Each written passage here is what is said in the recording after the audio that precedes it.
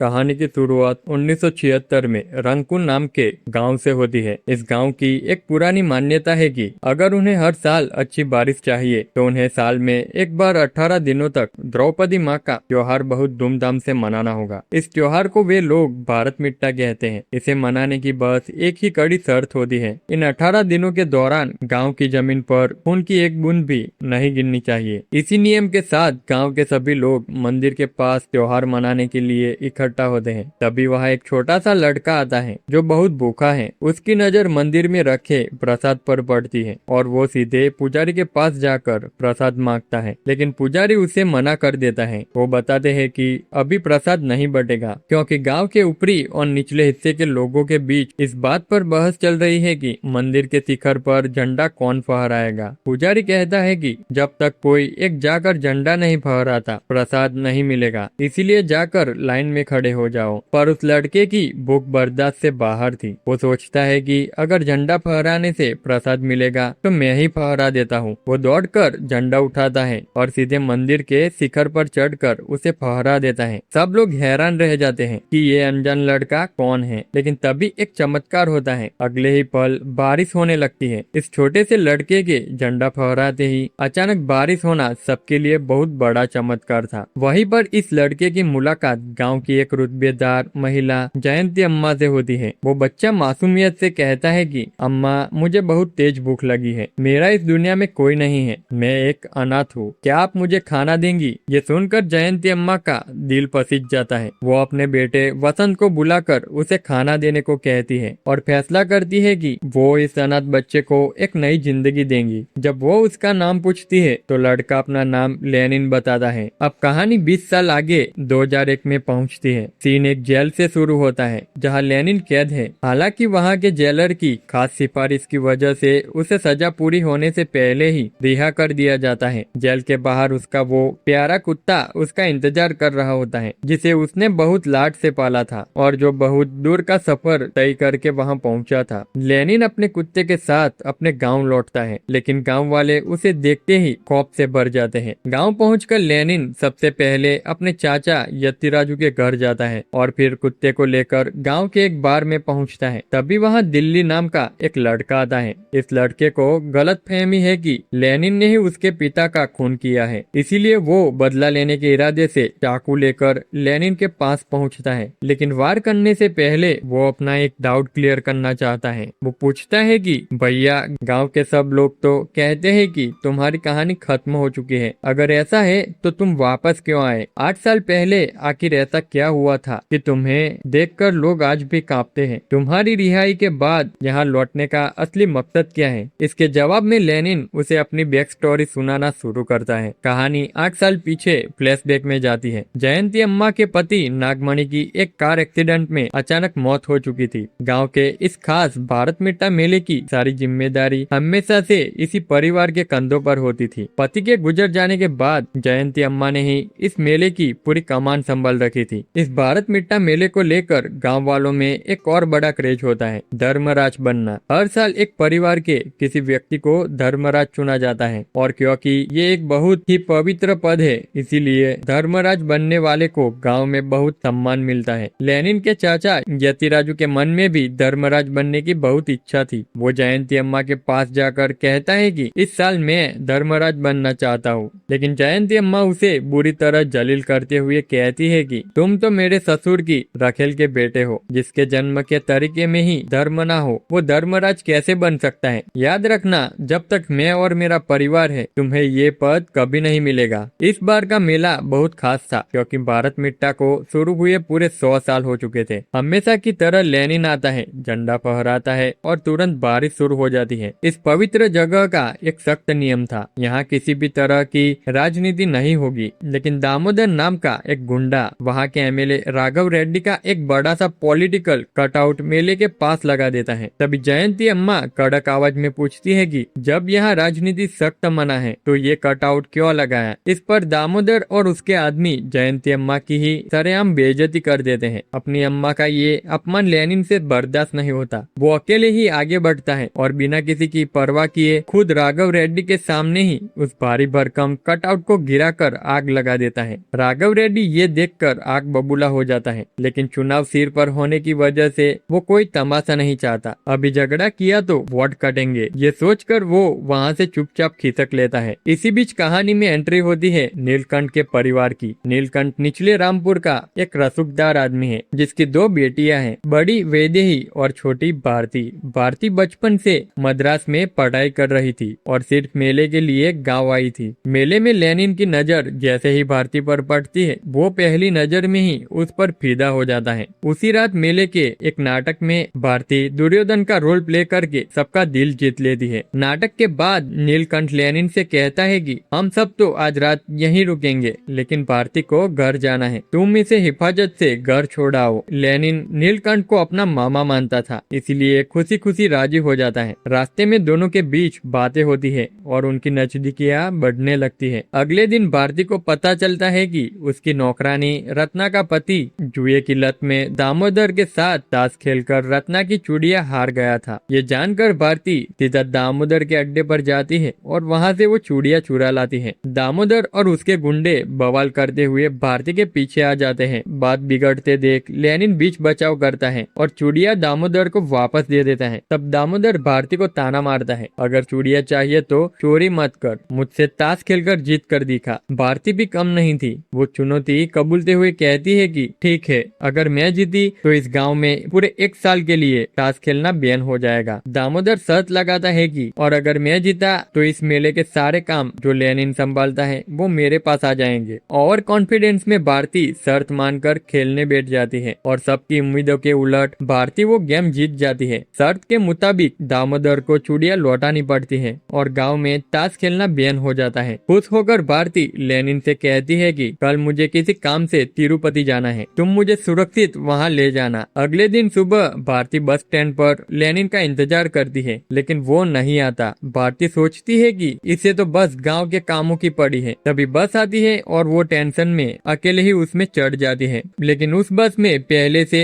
तुलसी और उसके गुंडे घात लगाए बैठे थे। वे बाकी लोगों को बाहर धक्का देकर भारती को किडनैप कर लेते हैं। असल में अपनी हार का बदला लेने के लिए दामोदर ने ही उन्हें भेजा था। थोड़ी देर बाद जब लेनिन वहां पहुंचता है तो लोग बताते हैं कि भारती को किडनैप किया गया है। ये सुनते ही लेनिन पागलों की तरह साइकिल चलाकर बस का पीछा करता है। चलती बस में तुलसी भारती को डराते हुए कहता है कि बड़ा शौक है ना खेल खेलने का, अब हमारे गांव वालों ने तेरे लिए एक खेल बनाया है। वो भारती को छूने ही वाला होता है कि तभी लेनिन बस में एंट्री लेता है। वो गुंडों को आवारा कुत्तों की तरह मारना शुरू करता है। बस जब बीच बाजार में रुकती है तो लेनिन सरेआम गुंडों की हड्डियां तोड़ रहा होता है। तभी एक गुंडा पीछे से लेनिन पर भाला लेकर मारने आता है, लेकिन इससे पहले कि भाला लेनिन को लगे वहाँ अचानक वसंत आ जाता है। वसंत लेनिन की जान बचाता है और दोनों भाई मिलकर गुंडों का सफाया कर देते हैं। अब आपको बता दूं कि लेनिन और वसंत बचपन से साथ पले बढ़े थे। वसंत मेडिकल की पढ़ाई के लिए मद्रास गया था और अब डॉक्टर बनकर गांव लौट आया है। उसका सपना रामपुर में अपना एक अस्पताल खोलने का था, जो अब बनकर तैयार हो चुका है। उसका करीबी गोविंदू बताता है कि जब वो अस्पताल के लाइसेंस के लिए राघव रेड्डी के पास गया तो रेड्डी ने अस्पताल में हिस्सेदारी मांग ली थी, इसीलिए उसे किसी और तरीके से जुगाड़ करके लाइसेंस लाना पड़ा। ये सुनकर वसंत को बहुत गुस्सा आता है। वो कहता है कि कोई टेंशन नहीं, कल उद्घाटन है ना, उस राघव रेड्डी को बुलाओ, हम उसे उसका बनता सम्मान देंगे। अगले दिन राघव रेड्डी इस चौड़ में आता है कि वो रिबन काटेगा, लेकिन वसंत जानबूझकर अपनी माँ जयंती अम्मा से रिबन कटवाता है और राघव रेड्डी की सरेआम बेइज्जती कर देता है। रेड्डी आग बबूला होकर कहता है कि परसों लेनिन ने मेरा कटआउट जलाया और आज इसने मेरी बेइज्जती कर दी। इसके बाप को भी मैंने ही एक्सीडेंट में मारा था, अब मैं इस पूरे परिवार को जड़ से मिटा दूंगा। इधर इतने सालों बाद वसंत को वापस देख उसका चाचा यतिराजू बहुत प्यार से उससे बात करने जाता है, लेकिन वसंत यतिराजू की बातों पर बिल्कुल ध्यान नहीं देता और उसे जमकर बेइज्जत करता है। वहीं दूसरी तरफ भारती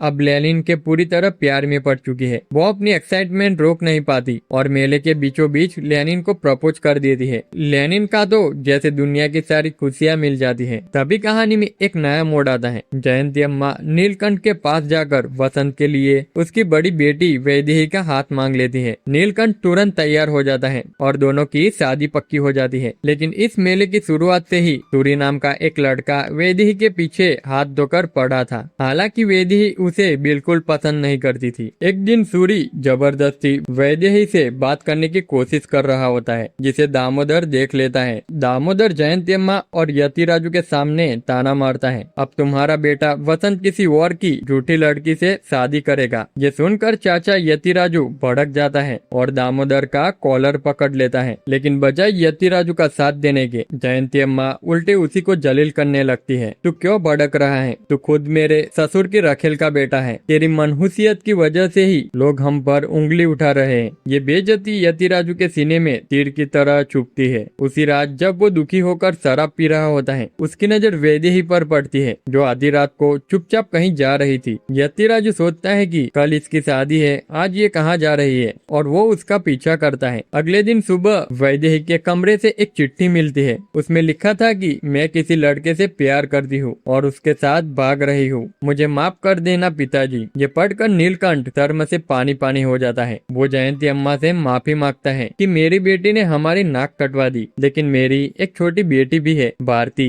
मेरी बड़ी बेटी की गलती के बदले में मैं अपनी छोटी बेटी की शादी वसंत से करवाने को तैयार हूँ। और हैरानी की बात यह है कि वसंत भी इस शादी के लिए मान जाता है, लेकिन असल कहानी कुछ और ही थी। यही हमें पता चलता है कि वैदेही किसी से प्यार नहीं करती थी, वो सूरी बस उसके पीछे पड़ा था। लेकिन दामोदर का ताना सुनकर जयंती अम्मा का ईगो हर्ट हो गया था। उन्होंने सोचा कि मैं अपने बेटे की शादी ऐसी लड़की से क्यों करूं जिस पर लोग उंगली उठाए। इसीलिए उसी रात जयंती अम्मा ने गोविंदू के जरिए वैदेही और सूरी दोनों को बेरहमी से मरवा दिया था। और वो झूठी चिट्ठी भी जयंती अम्मा की ही चाल थी, ताकि सबको लगे कि वैदेही भाग गई है और भारती की शादी मजबूरी में वसंत से हो जाए। इधर यतिराजू लेनिन के पास जाकर कहता है कि तुम और भारती इतने दिनों से प्यार करते हो, फिर तुम चुपचाप उसकी शादी वसंत से कैसे होने दे रहे हो? तब लेनिन भारी मन से कहता है कि मैं क्या करूं चाचा, अम्मा और वसंत ने मुझे बचपन से एक नई जिंदगी दी है। सुबह ही वसंत की एक शादी टूट गई, अब क्या मैं जाकर दूसरी भी तोड़वा दूं? जिन लोगों ने मुझे जिंदगी दी, क्या मैं उनके लिए अपने प्यार की कुर्बानी नहीं दे सकता? लेकिन यतिराजू को पता था कि जयंती अम्मा और वसंत ने उसे बहुत धोखा दिया है। उसे लगता है कि ये लोग अब लेनिन को भी धोखा दे रहे हैं, इसीलिए वो लेनिन के दोस्तों के साथ मिलकर एक प्लान बनाता है। शादी के ठीक 5 मिनट पहले लाइट बंद करेंगे, भारती को किडनैप करेंगे और लेनिन से उसकी शादी करवा देंगे। दूसरी तरफ मंडप में शादी की रस्में चल रही होती है। बस 5 मिनट में वसंत भारती को मंगलसूत्र पहनाने ही वाला होता है कि तभी भारती अचानक सबके सामने कहती है कि मुझे ये शादी मंजूर नहीं है। आप सब मुझसे पूछ रहे हैं कि साड़ी कैसी है, गहने कैसे हैं, लेकिन क्या किसी ने एक बार भी पूछा कि मुझे ये लड़का पसंद है या नहीं? सच कहूँ तो मैं सिर्फ लेनिन से प्यार करती हूँ और उसी से शादी करूंगी। ये सुनते ही उसके पिता नीलकंठ का खून खौल उठता है। अब तू भी मेरी इज्जत उछाल रही है, ये कहकर वो भारती को मारने जाता है, लेकिन वसंत बीच में आकर उनका हाथ रोक लेता है। वसंत दरिया दिल बनते हुए कहता है कि बस कीजिए भारती, अगर लेनिन को चाहती है तो हम उसकी मर्जी से लेनिन से ही उसकी शादी करवा देते हैं। वसंत भारती को लेकर लेनिन के पास जाता है और कहता है कि यार तूने मुझे पहले क्यों नहीं बताया? अगर पहले बताया होता तो बात शादी तक नहीं आती। फिर वो मंगलसूत्र देकर लेनिन से कहता है कि तुम ही भारती को मंगलसूत्र पहनाकर शादी कर लो। लेनिन खुशी के मारे भारती को गले लगा लेता है, लेकिन तभी अचानक से कुछ अनजान गुंडे वसंत पर हमला कर देते हैं। लेनिन तुरंत घायल वसंत और भारती को वहाँ से सुरक्षित निकालता है और उन गुंडों से अकेले ही भयानक लड़ाई करके उन्हें बुरी तरह पीटता है। प्रेजेंट में कहानी सुन रहा वो दिल्ली बीच में टोकता है, भैया तो वो गुंडे वसंत को मारने क्यों आए थे? उन्हें किसने भेजा था? यहाँ एक बहुत बड़ा खुलासा होता है कि वसंत को मारने के लिए उन गुंडों को किसी और ने नहीं बल्कि खुद चाचा यतिराजू ने भेजा था। आपको याद है फिल्म की शुरुआत में लेनिन जेल से छूटकर सीधा चाचा के घर गया था। दरअसल उस समय लेनिन यतिराजू का सिर काटकर इस बार में लेकर आया था। लेनिन आगे कहानी सुनाना शुरू करता है कि यतिराजू ने वसंत को मारने का प्लान क्यों बनाया था। यतिराजू जिंदगी भर जयंती अम्मा के ससुर की रखेल का बेटा होने का ताना सुनकर घुट घुट कर जी रहा था। जयंती अम्मा और वसंत उसे कोई इज्जत नहीं देते थे। उसे लगा था कि धर्मराज बनने से उसे इज्जत मिलेगी, लेकिन जयंती अम्मा ने वहाँ भी उसकी औकात दिखा दी। और सबसे बड़ी बात, उस रात जब वो वैदेही का पीछा कर रहा था तब उसने अपनी आंखों से देखा था कि कैसे जयंती अम्मा ने बेकसूर वैदेही और सूरी का कत्ल करवाया था। यही सब जानकर यतिराजू ने प्लान बनाया था कि अगर गुंडों से वसंत को मरवा दिया जाए तो जयंती अम्मा अकेली पड़ जाएगी। फिर मैं गांव वालों के सामने उसके मर्डर वाले राज का पर्दाफाश कर दूंगा। इससे मैं खुद गांव का नया धर्मराज बन जाऊंगा। यतिराजू ने यह प्लान बहुत छुप कर बनाया था। था। उधर गुंडों को पीटने के बाद लेनिन पागलों की तरह ये ढूंढने में लग जाता है कि वसंत पर हमला किसने करवाया। यतिराजू घबरा जाता है। वो लॉज में छुपे गुंडों के पास जाकर कहता है कि तुम लोग फौरन यहाँ से निकल जाओ। अगर लेनिन के हाथ लग गए और मेरा नाम बाहर आ गया तो वो मुझे भी नहीं छोड़ेगा। इधर वसंत लेनिन से कहता है कि तू इन सब चक्करों में अपना टाइम क्यों बर्बाद कर रहा है। मैंने भारती को वचन दिया है कि तुम्हारी शादी उससे करवाऊंगा। तुम अब भारती से शादी कर लो। लेनिन भारती को लेकर उसके पिता नीलकंठ के पास जाता है और बड़ी शालीनता से कहता है कि मामा जी आप टेंशन क्यों ले रहे हैं। आपकी रजामंदी के बिना हमारी शादी नहीं होगी। आपने कभी किसी को मदद मांगने पर ना नहीं कहा। आज मैं आपसे मांग रहा हूँ, मुझे अपनी बेटी सौंप दीजिए। मेरा भविष्य अच्छा होगा। अपने भविष्य के लिए ही सही अपनी बेटी मुझे दे दीजिए। नीलकंठ लेनिन की बात से खुश हो जाता है और उन दोनों की खुशी खुशी शादी करवा देता है। दूसरी तरफ गांव में एक अजीब घटना घट रही होती है। मेले को खत्म हुए 1 महीना हो चुका था, लेकिन वो आग अभी तक नहीं बुझी थी। पुजारी परेशान होकर कहता है कि 1 महीना हो गया, ये आग बुझी क्यों नहीं। अगर ये नहीं बुझेगी तो हम पुष्प याग नहीं कर पाएंगे। इसी बीच हमें दिखाया जाता है कि जब यतिराजू गुंडों के पास गया था तब दामोदर ने यतिराजू की बातें छुपकर सुन ली थी। वो यतिराजू और राघव रेड्डी की एक सीक्रेट मीटिंग फिक्स कराता है। राघव रेड्डी कहता है कि मुझे नहीं पता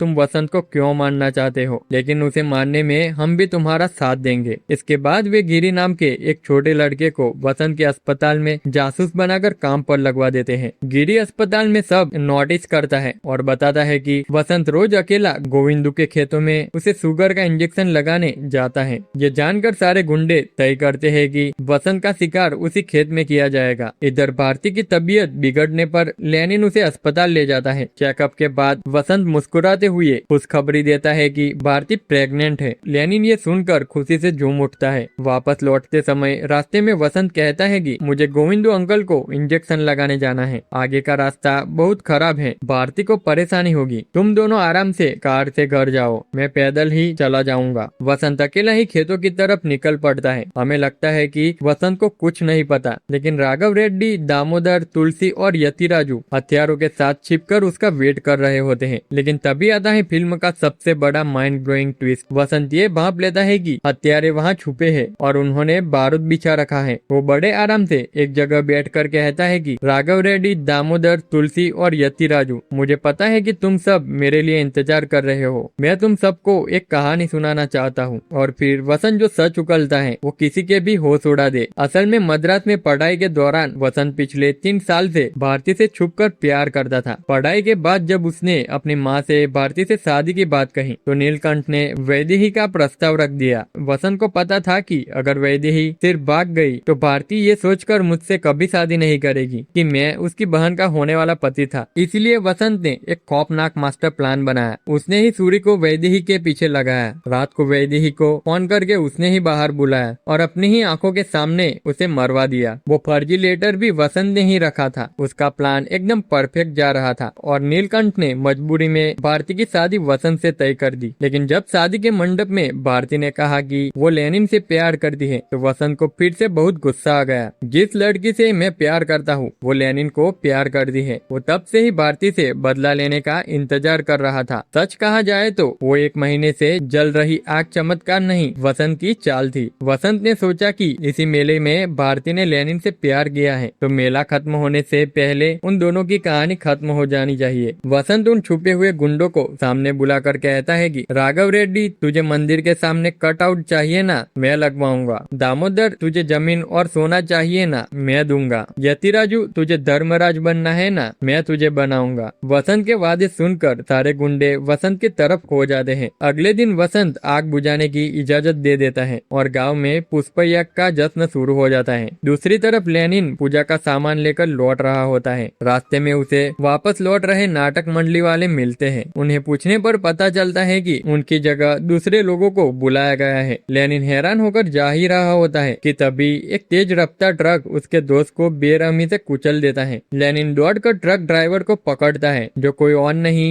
बल्कि वही जासूस गिरी निकलता है। वो लेनिन को एक कैसेट थमाता है और वसंत का पूरा काला सच उगल देता है कि वसंत भारती से प्यार करता था और अब वो उससे बदला लेना चाहता है। जब लेनिन वो कैसेट सुनता है तो उसमें वसंत की आवाज होती है, मैं अपने प्यार का इजहार भारती से नहीं कर पाया, कम से कम अपने बदले की बात तो तुम्हें बता दूं। जब भारती भारती से मेरी शादी तय हुई थी तो तुम्हारे दोस्तों ने किडनैपिंग का प्लान बनाया था, इसीलिए मैंने तुम्हारे सारे दोस्तों को मार दिया है। अब सिर्फ मुरली और भारती बचे हैं, दम है तो आकर उन्हें बचा लो। ये सुनकर लेनिन पागलों की तरह अपनी प्रेग्नेंट पत्नी भारती के पास जाता है। उसे बचाने के लिए वो भारती को द्रौपदी माँ के मंदिर में छिपा देता है और पहरेदारी के लिए अपने चाचा यतिराजू को खड़ा करता है, ये जाने बिना कि यतिराजू भी वसंत से मिला हुआ है। इसके बाद लेनिन सीधा वसंत के पास पहुंचता है, जो उस वक्त औरत के बेस में नाच रहा होता है। लेनिन कहता है कि तुम भारती को क्यों मारना चाहते हो, उसकी कोई गलती नहीं है। वसंत मुस्कुराते हुए कहता है कि द्रौपदी माँ के मंदिर में भारती को छिपाना तुम्हारी गलती है ना। ये सुनते ही लेनिन को झटका लगता है और वो वापस मंदिर की तरफ भागता है। वहाँ जाकर देखता है तो भारती नहीं होती, बल्कि उसका दोस्त मुरली खड़ा होता है, जिसे वसंत ने टॉर्चर किया था। लेनिन पूछता है कि भारती कहाँ गई। मुरली रोते हुए कहता है कि मुझे माफ कर देना मेरे भाई। और इससे पहले कि लेनिन कुछ समझ पाता, मुरली उसके चेहरे पर एक खतरनाक केमिकल वाला रंग फेंक देता है। लेनिन की आंखें बुरी तरह जलने लगती है और उसे कुछ भी दिखाई देना बंद हो जाता है। तभी वहाँ वसंत अपने गुंडों के साथ पहुंच जाता है। लेनिन डर से चीखते हुए वसंत के पैरों में गिरकर भीख मांगता है। भारती को कहाँ ले गए, उसे कुछ मत करना। वसंत क्रूरता से कहता है कि तुमने अपनी पत्नी को मंदिर में छिपाया था, या तो वह कहीं भाग गई या मर गई। ये सुनकर अंधे हो चुके लेनिन के अंदर का जानवर जाग उठता है। वो कुछ न दिखने के बावजूद वसंत के हाथ से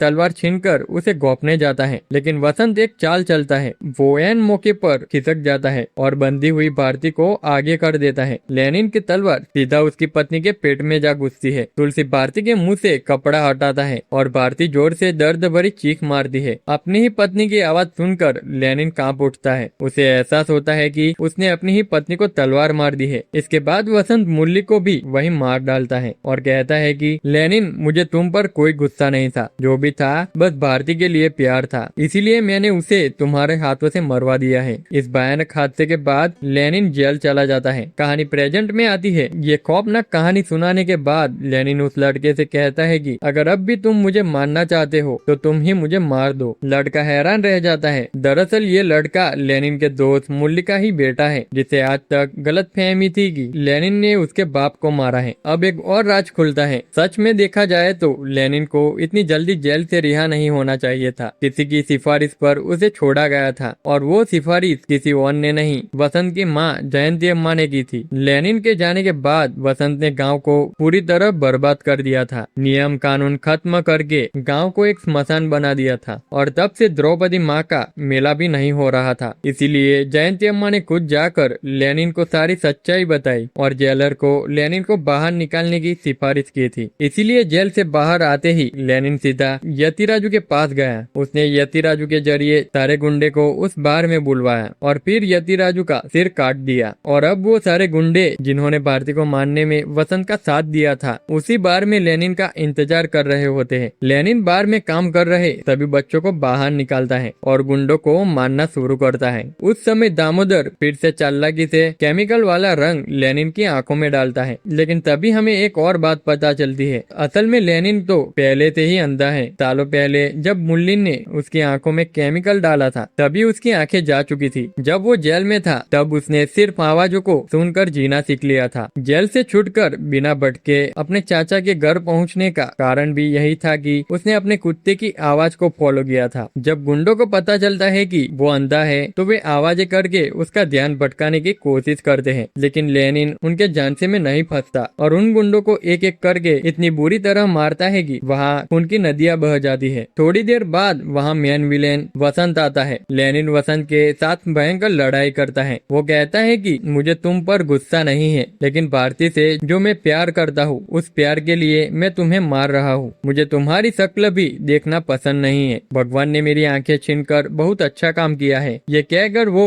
वसंत को मौत के घाट उतार देता है। अंत में आसमान से बारिश शुरू हो जाती है। लेनिन अपनी पत्नी भारती के खूबसूरत पलों को याद कर रहा होता है। गांव वाले वहां पहुंचकर लेनिन को पूरे सम्मान के साथ उठाकर ले जाते हैं और लेनिन के चेहरे पर एक सुकून भरी मुस्कान के साथ ये कहानी यहीं खत्म हो जाती है। तो दोस्तों, आपको इस मूवी का कौन सा ट्विस्ट सबसे ज्यादा खतरनाक लगा, मुझे कमेंट करके जरूर बताइएगा। अगर आपको मेरी एक्सप्लेनेशन वीडियो पसंद आई हो तो इसे लाइक करें, दोस्तों के साथ शेयर करें और ऐसी ही ट्विस्ट से भरपूर मूवीज की कहानी सुनने के लिए हमारे चैनल को सब्सक्राइब जरूर करें। मिलते हैं आपसे अगली वीडियो में, तब तक के लिए अपना ख्याल रखें। Bye bye.